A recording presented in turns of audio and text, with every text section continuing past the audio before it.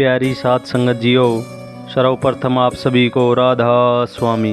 प्यारी साध संगत जियो, आज हम मेरा मास्टर सीरीज में अध्याय 52 शुरू करने जा रहे हैं, जो है तुम्हें पता भी है मास्टर क्या है।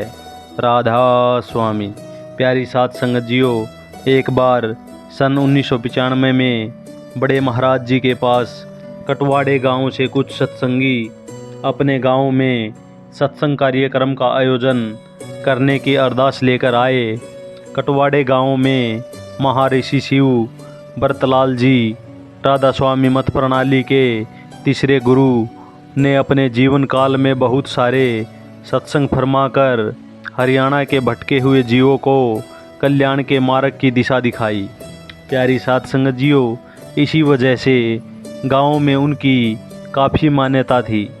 गांववासी उनके नाम में शिव होने के कारण उनकी स्मृति में हर वर्ष महाशिवरात्रि के दिन एक सत्संग का आयोजन करते थे। वे कभी फकीरचंद जी महाराज तो कभी बड़े महाराज जी से उस पावन दिवस पर सत्संग करवाते थे। प्यारी साध संगत जियो, हर साल की तरह इस बार भी वहाँ के सत्संगियों ने जब बड़े महाराज जी को वार्षिक सत्संग करने के लिए आमंत्रित किया तो बड़े महाराज जी ने उनको विनम्रता से जवाब दिया कि इस साल मैं तो नहीं आ पाऊँगा, पर मास्टर को भेज दूँगा, वो सत्संग कर देगा। प्यारी साध संगत जियो, यह बात सुनकर उन सत्संगियों के समूह में से एक व्यक्ति ने बड़े महाराज जी को कहा, नहीं महाराज जी, आपको ही आना पड़ेगा, मास्टर जैसे तो हम खुद ही हैं।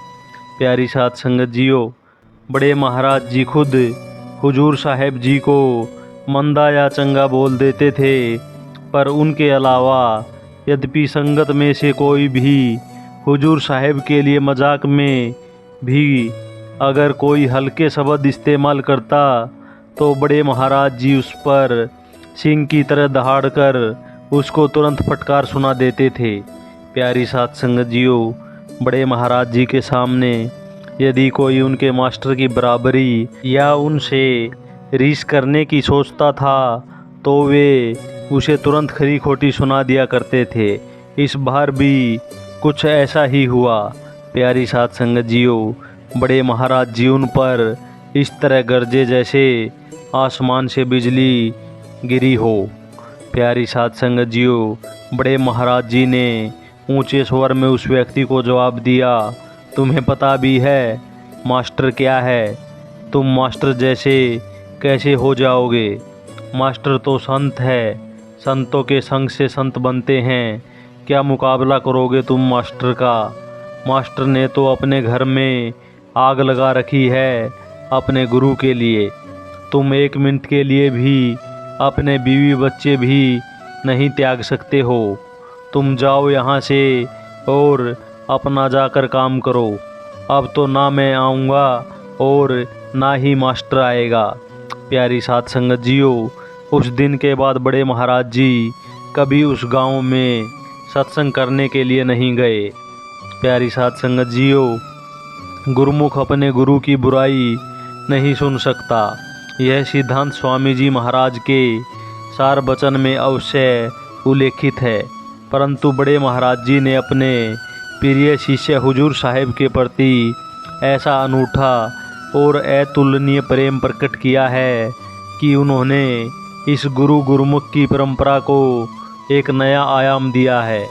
बड़े महाराज जी ने अपने जीवन भर कभी भी किसी के मुख से हुजूर साहेब के विरुद्ध किसी भी नकारात्मक विचार को सहन नहीं किया। इससे यह स्पष्ट होता है कि गुरु को भी जब सच्चा गुरुमुख मिल जाता है तो वे भी उसके खिलाफ रति भर आलोचना नहीं बर्दाश्त करते और उसके प्रति अपार स्नेह और सुरक्षात्मक भाव रखते हैं। राधा स्वामी।